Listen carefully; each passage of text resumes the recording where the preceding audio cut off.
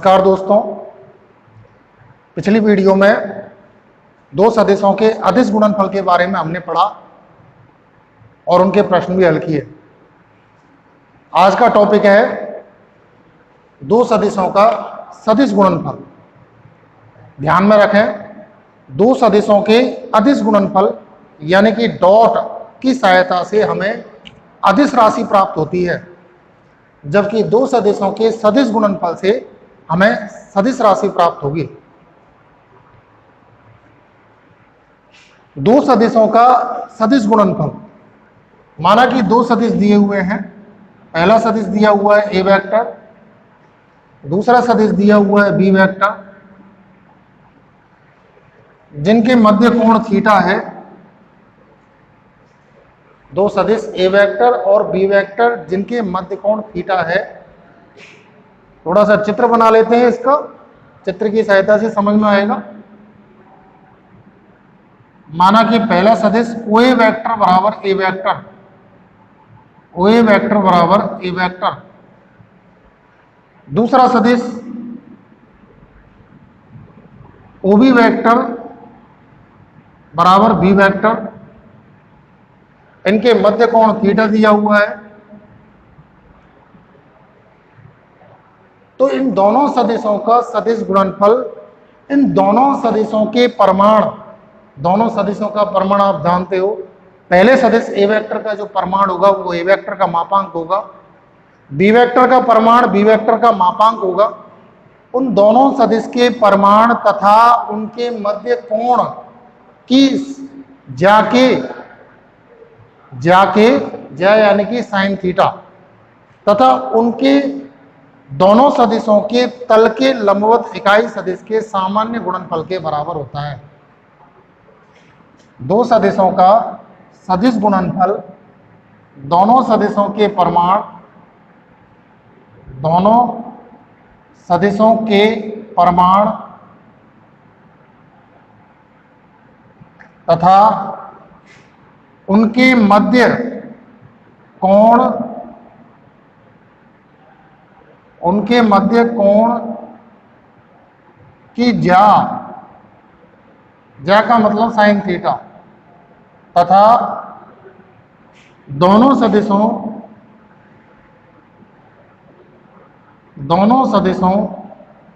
के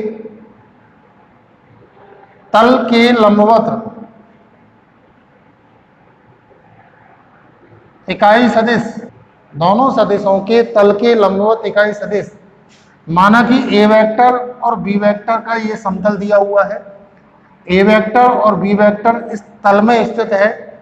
इन दोनों सदिशों के तल के लंबवत इकाई सदिश, मान लिया कि हमने इस तरह से है पेन की दिशा में, जिसको हम ऐसे मान के चलते हैं, माना कि कागज के तल के लंबवत है, और ये भी मान लेते हैं ये एन कैप के बराबर है। दो सदिशों के परिमाण, उनके मध्य कोण की ज्या यानी कि साइन थीटा, दोनों सदिशों के तल के लंबवत इकाई सदिश, जिसे हम एन कैप लिखा है हमने, के गुणनफल के बराबर होता है। सदिश गुणनफल को उन दोनों सदिशों के मध्य क्रॉस लगाकर व्यक्त किया जाता है। बीच में क्रॉस लगा देना है, यहाँ पहला सदिश लिख देना है और यहाँ दूसरा सदिश लिख देना है। क्रम का ध्यान में रखना है, जैसा सवाल में कहा जा रहा है उसी तरह से आपको सदिश या अदिश गुणा करना है। सदिश गुणनफल को वज्र गुणन भी कहा जाता है। दोबारा से, दो सदिशों का सदिश गुणनफल यानी कि दो सदिश ए वेक्टर और बी वेक्टर का सदिश गुणनफल, यानी कि बीच में क्रॉस लगा देना है, ये दोनों का सदिश गुणा होगा, बराबर उन दोनों सदिशों के परिमाण यानी कि ए वेक्टर का मापांक गुणा बी वेक्टर का मापांक गुणा उनके मध्य कोण की ज्या यानी कि साइन थीटा गुणा और दोनों सदिशों के तल के लंबवत इकाई सदिश यानी कि एन कैप के गुणनफल के बराबर होता है। A vector cross B vector बराबर ए वेक्टर का मापांक बी वेक्टर का मापांक साइन थीटा एन कैप। समीकरण नंबर 1, ये इकाई सदिश है, ये एक अदिश राशि है, ये भी एक अदिश राशि है, साइन थीटा भी एक अदिश राशि होती है, जबकि एन कैप एक सदिश राशि होती है। यदि इन सभी अदिशों का सदिश से गुणा किया जाए तो ये टोटल कुल मिलाकर के सदिश संख्या हमें प्राप्त होती है। यह एक सदिश राशि है। समीकरण नंबर 1, दोनों तरफ मापांक लेने पर यानी कि A vector cross B vector का मापांक बराबर ए वेक्टर के मापांक का मापांक वही ए वेक्टर के मापांक के बराबर ही होगा। इसी प्रकार बी वेक्टर के मापांक का मापांक बी वेक्टर के मापांक के बराबर ही होगा। साइन थीटा का मापांक साइन थीटा ही होगा। और एन कैप का मापांक ये 1 के बराबर होता है। इकाई सदिश का जो परिमाण होता है वो 1 के बराबर होता है। यहाँ एन कैप का मापांक लिखेंगे और अगली वाली लाइन में ए वेक्टर का मापांक बी वेक्टर का मापांक साइन थीटा और ये 1 के बराबर होगा, जिसे लिखने की जरूरत नहीं है। यहाँ समीकरण नंबर 2 डाल देंगे। दोनों चीजें हैं अपने पास, ए वेक्टर क्रॉस बी वेक्टर का मान और ए वेक्टर क्रॉस बी वेक्टर का मापांक। समीकरण 1 में समीकरण 2 का भाग देने पर, और जब 1 में 2 का भाग देंगे तो ए वेक्टर क्रॉस बी वेक्टर बटे ए वेक्टर क्रॉस बी वेक्टर का मापांक बराबर ए वेक्टर का मापांक बी वेक्टर का मापांक साइन थीटा एन कैप बटे ए वेक्टर का मापांक बी वेक्टर का मापांक साइन थीटा। ये सभी कट जाएंगे आपस में। एन कैप बराबर A vector cross B vector बटे ए वेक्टर क्रॉस बी वेक्टर का मापांक, ए वेक्टर क्रॉस बी वेक्टर बटे ए वेक्टर क्रॉस बी वेक्टर का मापांक। ये एक सूत्र होगा एन कैप का। एन कैप क्या होता है? एन कैप दोनों सदिशों के तल के लंबवत इकाई सदिश। यह दो सदिशों ए वेक्टर और बी वेक्टर के तल के लंबवत इकाई सदिश होगा। वैसे भी हमने इकाई सदिश शुरू में पढ़ा हुआ है इकाई सदिश के बारे में। किसी सदिश में उसके यदि मापांक का भाग दे दिया जाए तो हमें इकाई सदिश प्राप्त होता है, अर्थात ए वेक्टर क्रॉस बी वेक्टर और एन कैप की दिशा एक ही होगी। पहले भी बता चुका हूं, ए वेक्टर की दिशा में इकाई सदिश ए कैप बराबर ए वेक्टर बटे ए वेक्टर का मापांक। ए कैप की और ए वेक्टर की दिशा एक ही होती है। ए कैप तथा ए वेक्टर एक ही दिशा में होते हैं। इसी प्रकार एन कैप और ए वेक्टर क्रॉस बी वेक्टर ये भी एक ही दिशा में होंगे। इसी प्रकार अतः एन कैप तथा ए वेक्टर क्रॉस बी वेक्टर एक ही दिशा में होंगे।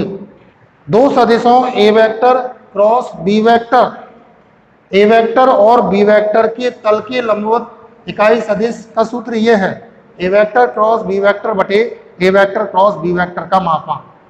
लेकिन यदि दो सदिशों ए वेक्टर और बी वेक्टर के तल के लंबवत सदिश देखा जाए तो केवल इतना सा लिखना है हमें, A vector cross B vector. A vector cross B vector बराबर ए वेक्टर का मापांक बी वेक्टर का मापांक sine theta N cap. N cap दोनों सदिशों के तल के लंबवत इकाई सदिश है।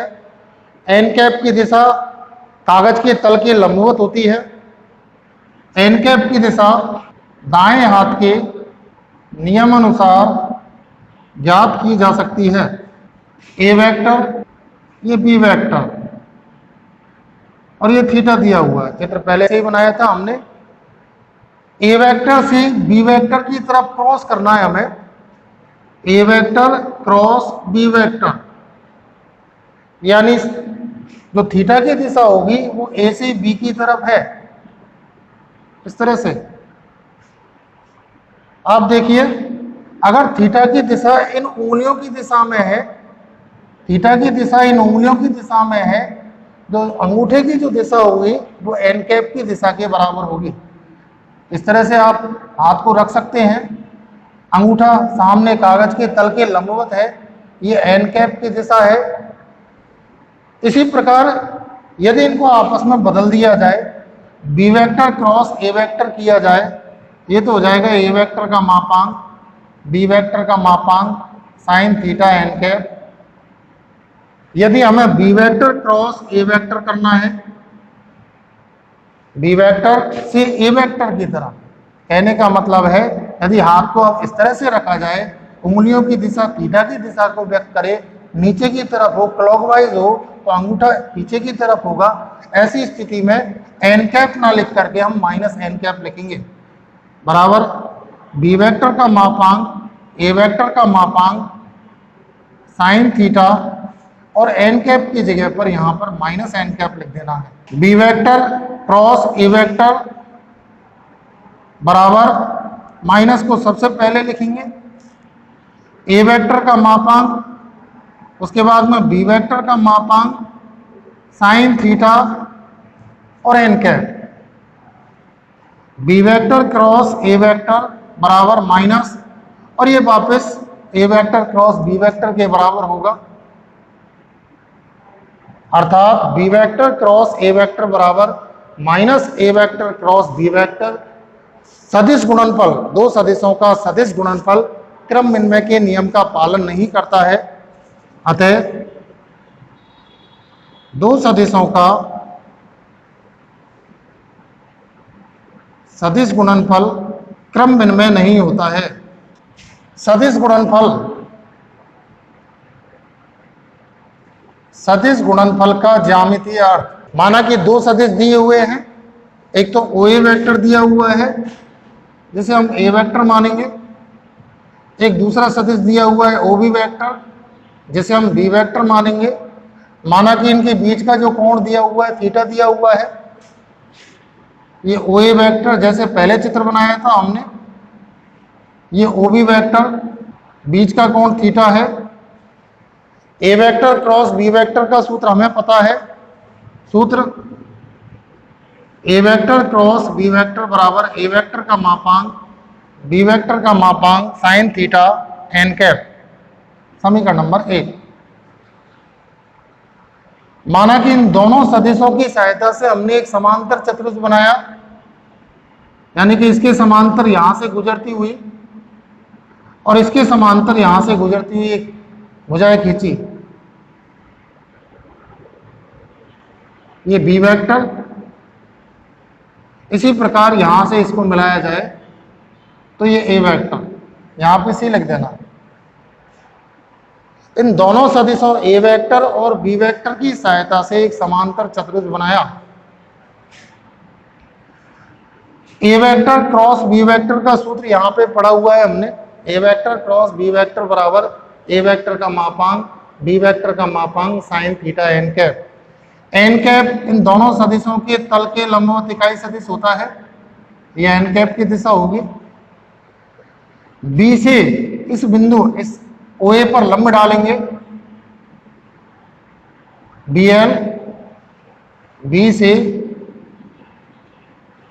ओ ए पर लंब बी एल डाला, साइन थीटा निकालेंगे क्योंकि यहां पे साइन थीटा लिखा हुआ है। अदिश गुणनफल में हमने कोस थीटा निकाला था। इस त्रिभुज में, इस समकोण त्रिभुज में, समकोण त्रिभुज का नाम है बी एल ओ। त्रिभुज बी एल ओ में साइन थीटा बराबर लंब बटे कर्ण, लंब तो बी एल के बराबर जबकि कर्ण है ओ बी के बराबर। ओ बी एक सदिश दिया हुआ है हमें बी वेक्टर बराबर बी एल बटे ओ बी को लिखेंगे हम ओ बी वेक्टर का मापांक बी एल बटे ओ बी वेक्टर के स्थान पर हम बी वेक्टर लिख सकते हैं, बी वेक्टर का मापांक, इनको तिरछा गुणा किया जाए तो बी एल बराबर आएगा बी वेक्टर का मापांक साइन थीटा। बी वेक्टर का मापांक साइन थीटा की जगह पर हम इस सूत्र से बी एल लिख सकते हैं। समीकरण नंबर 1 में रखने पर, समीकरण 1 में रखने पर ए वेक्टर क्रॉस बी वेक्टर बराबर ए वेक्टर का मापांक, और यहां से और यहां तक के स्थान पे हमको यहां पे बी एल लिख देना है, बी एल गुणा एन के। मापांक लेने पर ए वेक्टर क्रॉस बी वेक्टर का मापांक बराबर ए वेक्टर का मापांक बी एल का मापांक बी एल के बराबर ही होगा, जबकि एन कैप का मापांक हमने पढ़ा हुआ है 1 के बराबर होता है, जिसे लिखने की जरूरत नहीं है। बराबर ए वेक्टर का मापांक यहां से यहां तक की दूरी होगी, यानी कि ओ ए के बराबर होगा, गुणा बी एल इसकी ऊंचाई है समांतर चतुर्भुज की, ओ ए आधार है, आधार गुणा ऊंचाई इस समांतर चतुर्भुज का क्षेत्रफल होता है। समांतर चतुर्भुज ओ ए सी बी का अदिश क्षेत्रफल। अतः दो सदिशों का सदिश गुणनफल, यदि सदिश क्षेत्रफल हमें निकालना चाहे यहां पर, तो ए वेक्टर क्रॉस बी वेक्टर बराबर मापांक घटाने पर बराबर समांतर चतुर्भुज ओ ए सी बी का सदिश क्षेत्रफल।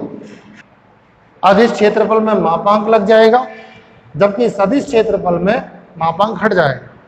दोनों चीजें ध्यान में रखना आप। ए वेक्टर क्रॉस बी वेक्टर का मापांक, ये समांतर चतुर्भुज जो कि किनसे बने हुए हैं, समांतर चतुर्भुज की भुजाएं ए वेक्टर और बी वेक्टर से बनी हुई है। अतः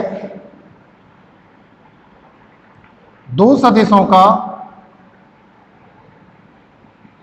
सदिश गुणनफल उन दोनों सदिशों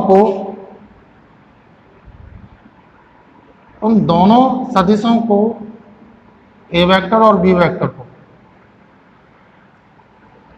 एक समांतर चतुर्भुज की आसन्न भुजाएं लेते हुए, एक समांतर चतुर्भुज की आसन्न भुजाएं लेते हुए उसके क्षेत्रफल के, उसके सदिश क्षेत्रफल के बराबर होता है। कहने का मतलब है कि एक समांतर चतुर्भुज जिसकी भुजाएं, आसन्न भुजाएं ए वेक्टर और बी वेक्टर दी हुई है, तो उसका जो सदिश क्षेत्रफल होगा वो ए वेक्टर क्रॉस बी वेक्टर के बराबर होगा।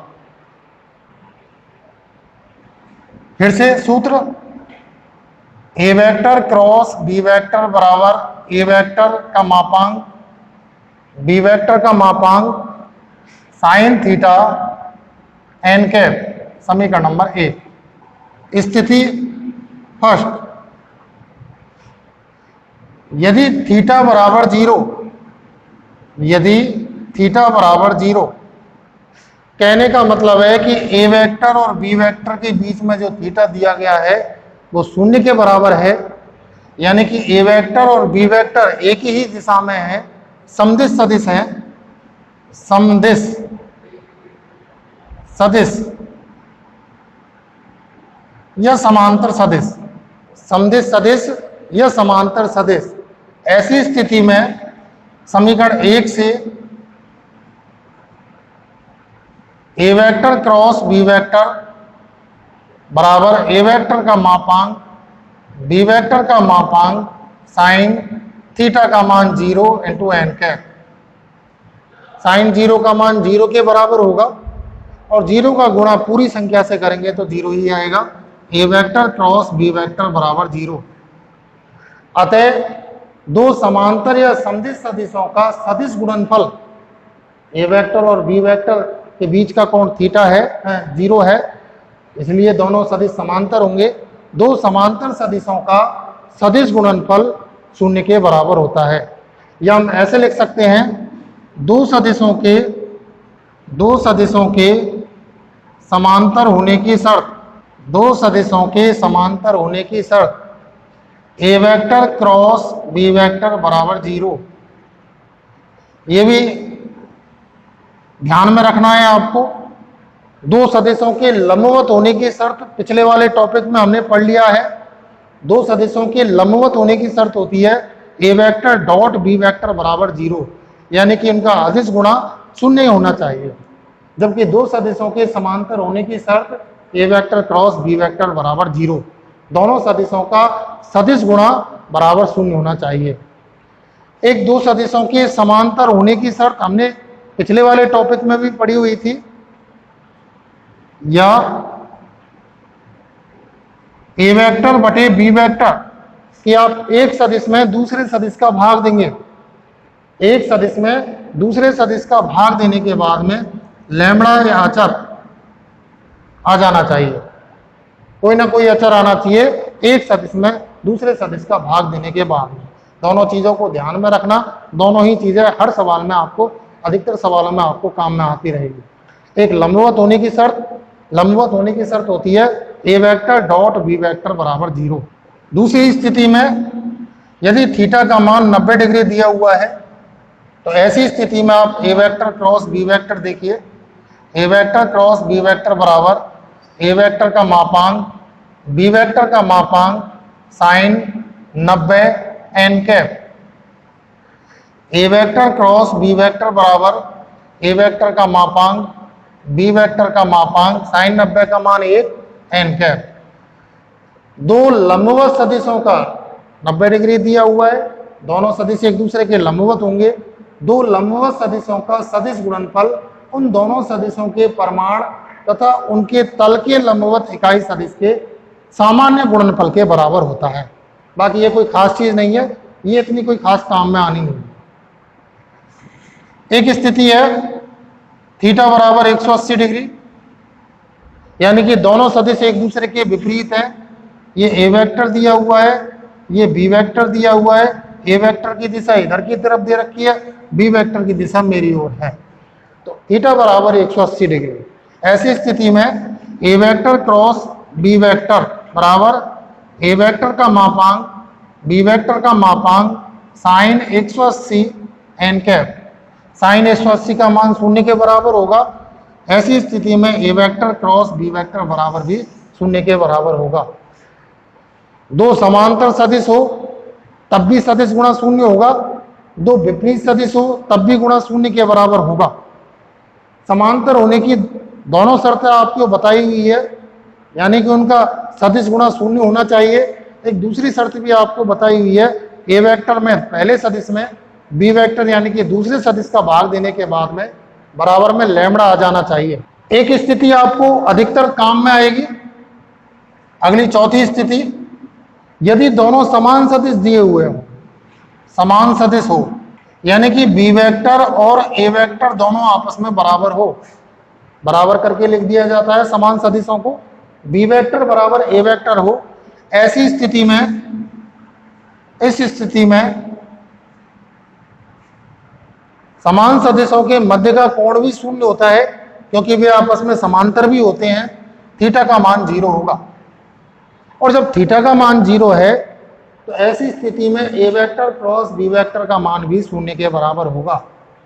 सूत्र से समीकरण नंबर 1 से देखिए, अब समीकरण 1 से ए वेक्टर क्रॉस बी वेक्टर के स्थान पर हम ए वेक्टर लिख देते हैं बराबर ए वेक्टर का मापांक, फिर से ए वेक्टर का मापांक साइन थीटा का मान 0 और साइन 0 का मान 0। कहने का मतलब है A vector cross A vector बराबर 0। यदि दो समान सदिश आपको दिए हुए हैं तो उनका जो क्रॉस होगा वो 0 के बराबर होगा। इसी प्रकार B vector cross B vector भी 0 होगा। दोनों समान होने चाहिए या समांतर होनी चाहिए। समान सदिश, समांतर सदिश और विपरीत सदिश, तीनों का जो सदिश गुणनफल होता है वो 0 के बराबर आए। यदि हम दो सदिश इस तरह से ले, घटकों के रूप में ले, एक हम आई कैप ले लें, यह भी एक सदिश है, दूसरा सदिश भी हम आई कैप ले, ऐसी स्थिति में जो क्रॉस होगा वो भी शून्य के बराबर होगा। जे कैप क्रॉस जे कैप ये भी शून्य के बराबर होगा, और के कैप क्रॉस के कैप भी शून्य के बराबर होगा। लेकिन यदि आई कैप क्रॉस जे कैप देखा जाए तो ये शून्य नहीं आएगा। इसके लिए आपको सूत्र की सहायता से हल निकालना है इसका। सबसे पहले ए वेक्टर का परिमाण यानी कि पहले सदिश का परिमाण, उसके बाद में दूसरे सदिश का परिमाण, उसके बाद में साइन और उनके बीच का कोण, और उसके बाद में दोनों सदिशों के तल के लंबवत इकाई सदिश। आपने पढ़ा हुआ है ये एक्स अक्ष है, ये वाई अक्ष है और ये जेड अक्ष है। एक्स अक्ष की दिशा में जो इकाई सदिश होता है वो आई कैप होता है, वाई अक्ष की दिशा में जे कैप होता है और जेड अक्ष की दिशा में के कैप होता है। आई कैप क्रॉस जे कैप का मान निकालने के लिए पहले सदिश का मापांक, आई कैप का मापांक, जैसे ए वेक्टर सबसे पहले लिखा हुआ है तो ए वेक्टर का मापांक, उसके बाद में दूसरे सदिश का मापांक, दूसरा सदिश जे कैप है, जे कैप का मापांक, साइन, इनके बीच का कोण, आई कैप और जे कैप, आई कैप और जे कैप के बीच का कोण 90 डिग्री, दोनों लंबवत है एक दूसरे के। और उसके बाद में एन कैप लिखना है, यानी कि इन दोनों सदिशों के तल के लंबवत इकाई सदिश। दोनों सदिश एक्स अक्ष और वाई अक्ष एक्स वाई तल में है, इनकी जो लंबवत होगा एक्स वाई तल की जो लंबवत सदिश है वो जेड अक्ष की दिशा में है। इकाई सदिश लिखना है, इकाई सदिश दिया हुआ है के कैप। आई कैप का मापांक इकाई सदिश का मापांक 1 के बराबर होता है, जे कैप का मापांक भी 1 के बराबर होगा, साइन 90 का मान भी 1 के बराबर होगा, और के कैप बचेगा केवल बराबर के कैप। कहने का मतलब है आई कैप क्रॉस आई कैप, जे कैप क्रॉस जे कैप, ये सभी जो समान सदिश हैं इनका जो क्रॉस होगा वो शून्य के बराबर होगा। लेकिन यदि अलग अलग हो जाए तो ऐसी स्थिति में आपको इस तरह से ध्यान में रखना है, यहाँ पर आई कैप लिख देना है, तीर का निशान बना देना है, फिर नीचे जे कैप लिख देना है, फिर तीर का निशान बना देना है, फिर के कैप लिख देना है, फिर तीर का निशान बना देना है। और अगर क्लॉकवाइज चलते हैं तो आपको प्लस में लिखना है। जैसे हम आई कैप क्रॉस जे कैप करना चाहते हैं तो बराबर प्लस के कैप, आई कैप क्रॉस जे कैप बराबर प्लस के कैप। जे कैप क्रॉस के कैप करना चाहते हैं, जे कैप क्रॉस के कैप बराबर प्लस आई कैप। क्लॉकवाइज चल रहे हैं तो प्लस लिखना है, एंटी क्लॉकवाइज चल रहे हैं तो आपको माइनस लिखना है। यदि हम आई कैप क्रॉस के कैप करें, आई कैप क्रॉस के कैप उल्टा चलें एंटी क्लॉकवाइज, तो ऐसी स्थिति में इधर चलने पर जे कैप हमें प्राप्त होगा जिसे हम माइनस में लिखेंगे। तो इनको ध्यान में रखना, इस तरह का चित्र बना करके हम इनको याद रख सकते हैं। अगला है त्रिभुज का क्षेत्रफल। एक ऐसे त्रिभुज का क्षेत्रफल जिसकी दो सदिश भुजाएं दे रखी हो, माना कि इस त्रिभुज का क्षेत्रफल हमें ज्ञात करना है। यहां पर ए लिखा हुआ है, यहां बी लिखा हुआ है और यहां सी लिखा हुआ है। माना कि दो भुजाओं के सदिश दिए हुए हैं, एक तो बी सी वैक्टर दिया हुआ है माना ए वैक्टर, ये माना आपको बी वैक्टर दिया हुआ है। आपकी मर्जी है, कोई जरूरी नहीं है एबीसी माना है, आप LMN कुछ भी आप मान सकते हैं। इस त्रिभुज का हमें सदिश क्षेत्रफल ज्ञात करना है।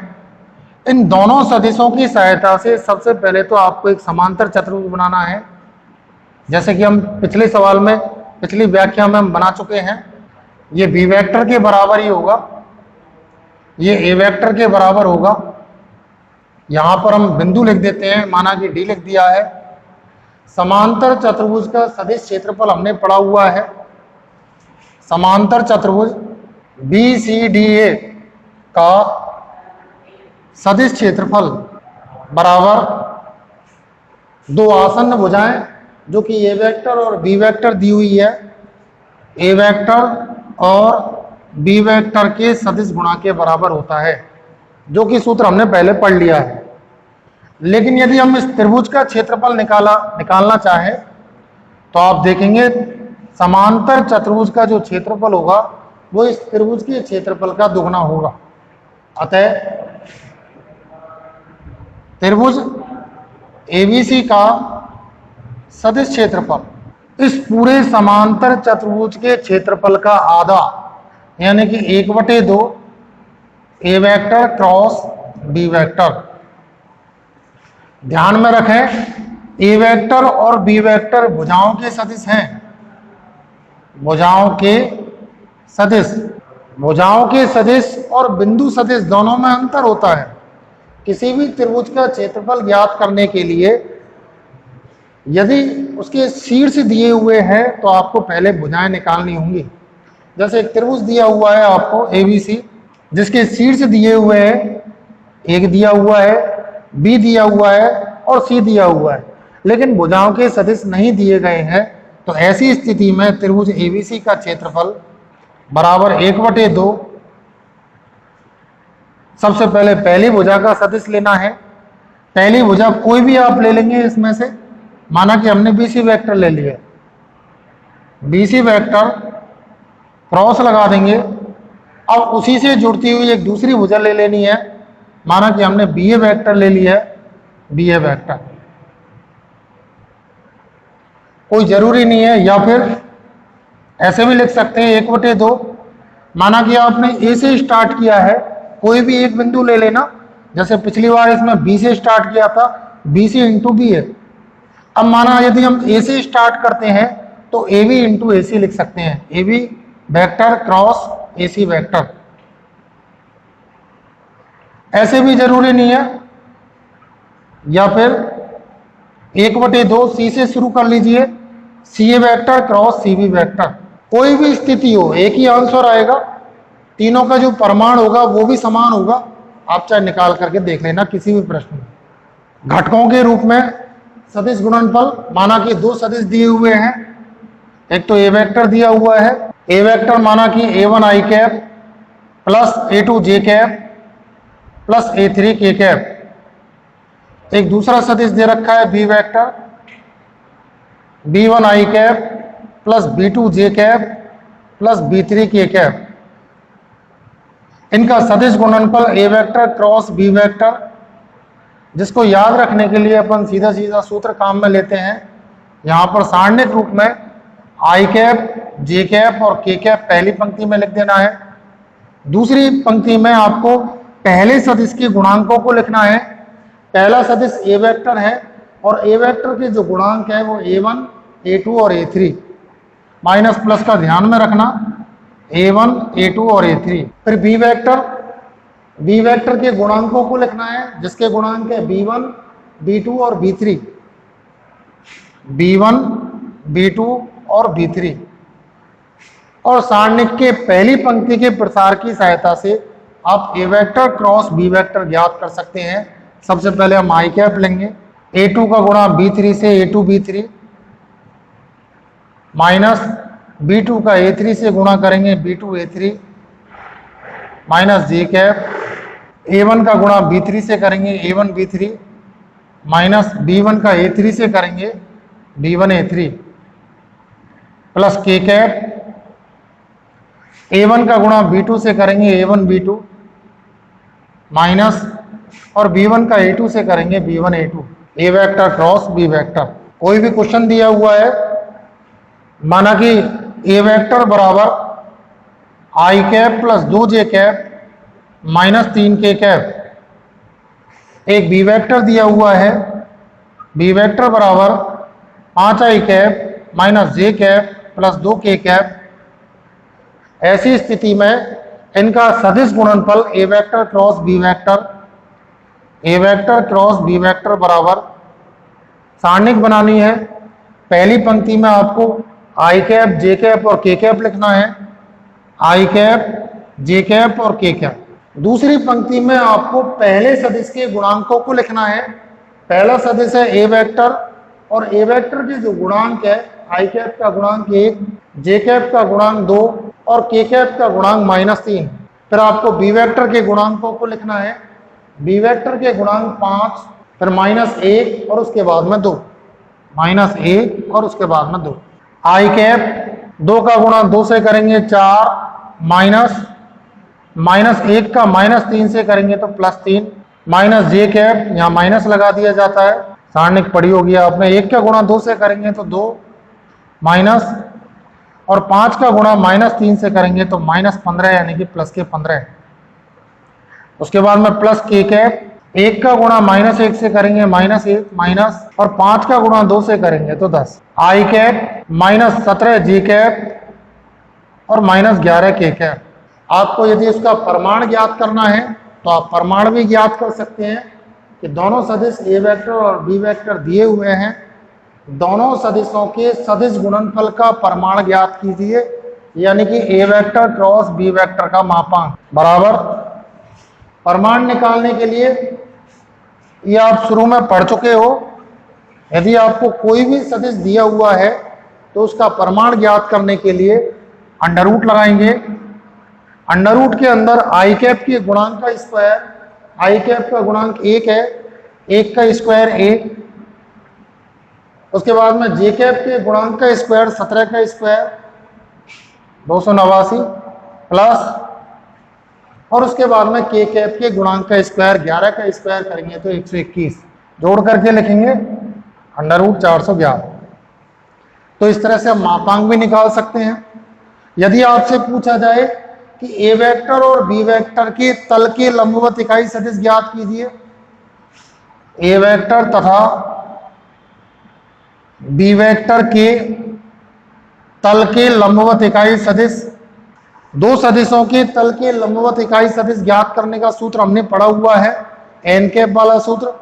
एन कैप बराबर सूत्र होता है एन कैप बराबर A vector cross B vector बटे ए वेक्टर क्रॉस बी वेक्टर का मापांक। ए वेक्टर क्रॉस बी वेक्टर का मान यहाँ पे प्राप्त हो गया है हमें, आई कैप -17 जे कैप -11 के कैप, आई कैप -17 जे कैप -11 के कैप बटे, और उसके बाद में A vector cross B vector का मापांक लिखेंगे। A vector cross B vector का मापांक अंडर रूट में 411 है।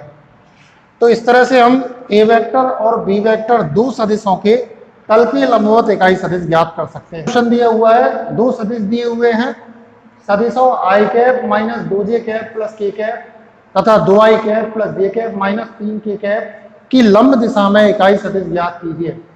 लंब दिशा में इकाई सदिश का सूत्र हमने पढ़ा हुआ है, एन कैप वाला सूत्र होता है। पहले सदिश को हम ए वेक्टर मान लेंगे, माना ए वेक्टर बराबर आई cap -2j cap plus K cap, B vector बराबर 2i cap plus J cap -3 के कैप। एन कैप का सूत्र ए वेक्टर क्रॉस बी वेक्टर बटे ए वेक्टर क्रॉस बी वेक्टर का मापांक। सबसे पहले तो हमें A vector cross B vector ज्ञात करना है। A vector cross B vector बराबर, क्रॉस निकालने के लिए यदि घटकों के रूप में दे रखे हैं, दोनों सदिश घटकों के रूप में है, तो क्रॉस निकालने के लिए, सदिश गुणनफल ज्ञात करने के लिए आपको सारणिक बनानी है। पहली पंक्ति में आई कैप, जे कैप और के कैप लिखना है।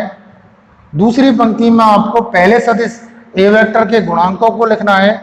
ए वेक्टर के गुणांक 1, -2 और 1।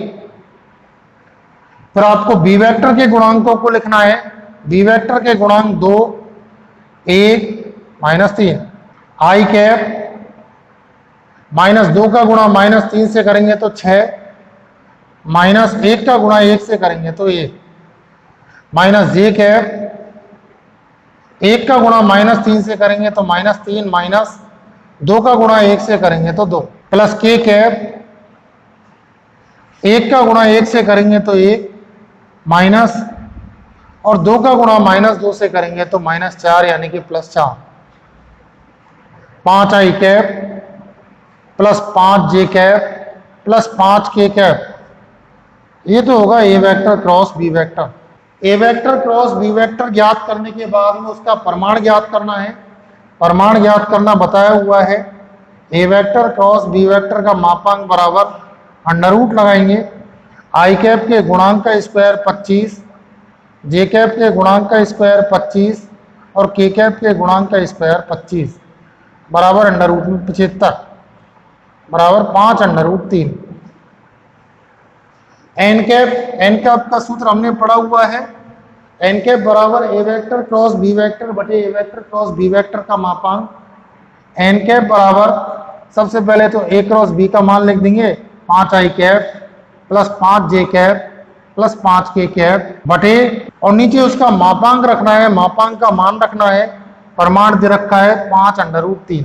5 इनमें से कॉमन आएगा, 5 से 5 कटेगा और अपने पास प्राप्त होगा I cap plus J cap plus K cap बटे अंडर रूट 3 एन कैप बराबर। अगला क्वेश्चन है तीसरा, सिद्ध करो कि A vector cross B vector का होल स्क्वायर बराबर सारणिक में A vector dot A vector dot B vector, A vector dot B vector और B vector dot B vector. हमने क्रॉस भी पढ़ा हुआ है और डॉट भी पढ़ा हुआ है। सबसे पहले हम LHS लेंगे। LHS बराबर A vector cross B vector का whole square. A vector cross B vector का सूत्र हमने पढ़ा हुआ है। A vector cross B vector का होता है ए वेक्टर का मापांक बी वेक्टर का मापांक साइन दोनों सदिशों के बीच का कोण मान लीजिए या सामने का मान लेना है। माना ए वेक्टर तथा बी वेक्टर के मध्य कोण थीटा है। ए वेक्टर का मापांक बी वेक्टर का मापांक साइन थीटा और उसके बाद में एन कैप लिख देना है, होल स्क्वायर लगा देना है।